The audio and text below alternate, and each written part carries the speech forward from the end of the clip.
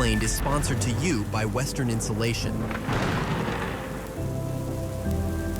All eyes is on the Pacific, especially for our Enzo pattern, the La Niña and El Niño. Right now, we are currently into that La Niña pattern, but we could begin to see a bit more in the way of those changes to be able to get out of that La Niña pattern that's left us into a rather warm and dry pattern. To switch more into that Enzo neutral phase is pretty much sandwiched in between a La Niña and an El Niño. Between now and April 2026, we have a good 60% chance to be able to transition into that neutral phase. But with those warming waters, that could ultimately end up possibly into an El Nino phase as we head towards the later portions of summer. Here's the area that we monitor. It's the East Central Equatorial Pacific. It's a mouthful, but this area right here, the ENSO 3.4 region, we are starting to see more of a transition of some warmer waters to be able to form over into portions of the East Pacific. But more so as we head towards the Central Equatorial Pacific, we're seeing a lot more of those cooler waters beginning to form.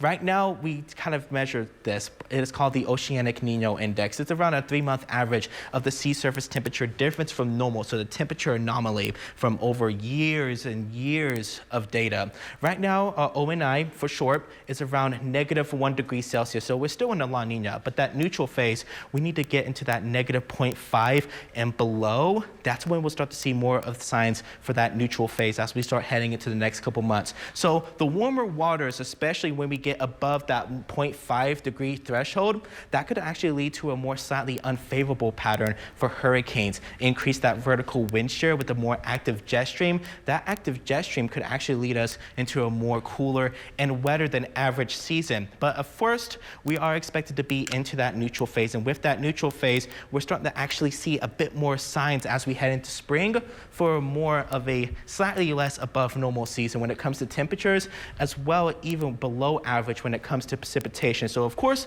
here in West Texas, we want that El Nino phase to come a bit quicker for us to be able to see more precipitation chances across the basin.